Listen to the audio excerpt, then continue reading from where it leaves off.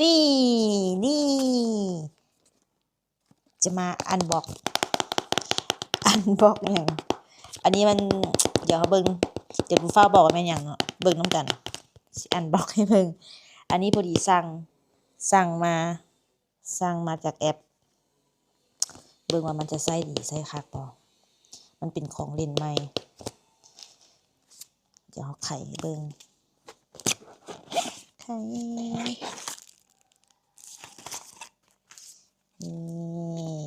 มันจะมีนี่มันเนี่ยนี่อันนี้จะเป็นเคสกล้องถ่ายของเราสั่งมาสีเทา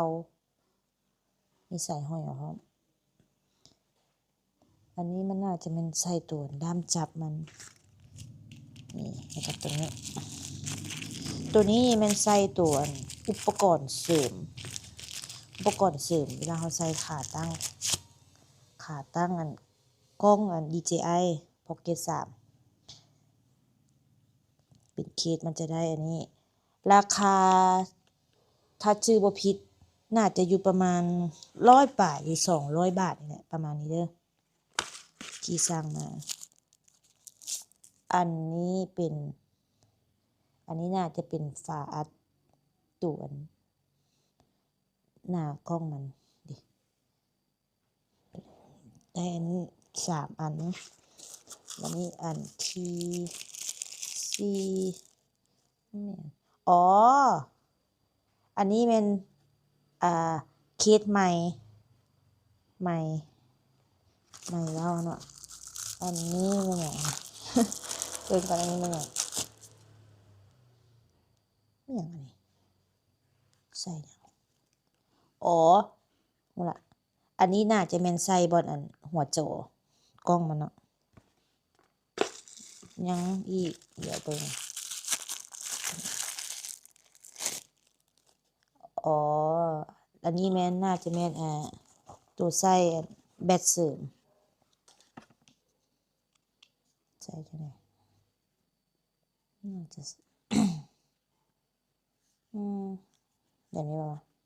อ๋อแบบนี้นี่อันนี้เป็นตัวใส่ตัวแบตเสริม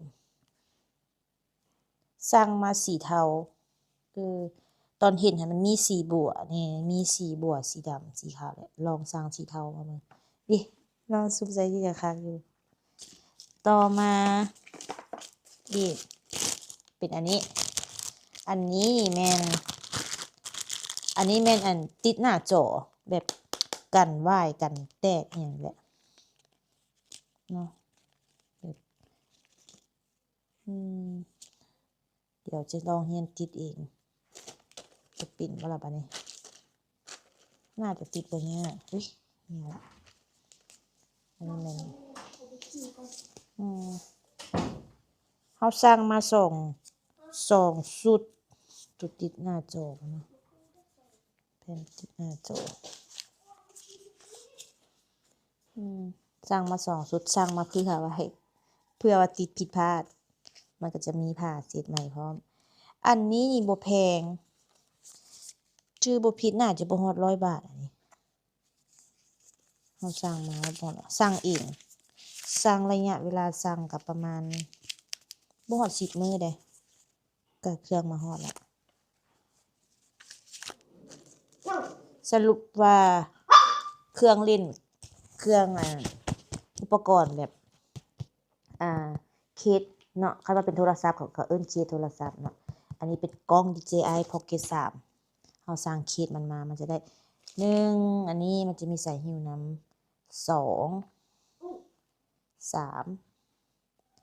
4 5แล้วก็6อย่างแต่อันนี้มันมาน้ำมันอยู่แล้วตัวนี้โอเคเดี๋ยวเราจะมาลองติดจอมันเบิ่งว่ามันจะได้บ่มันจะงามคือเขาเฮ็ดบ่ล่ะเวลาเราติดมานะกล่องมันก็น่ารักโอ้ก็เท่ากับบอกเรานะว่าอยู่ในนี้มีอย่างนะกล่องมันจะประมาณนี้น่ารักดีก เขาเจ้าห่อมาอย่างดีเลยนี่แต่ว่าบ่ได้รีวิวให้เบิ่งตอนที่เฮาแกะตอนเขาจะแพ็คมาให้เฮานะโอเค เดี๋ยวเฮามาลองทิดเบิ่งบัดนี้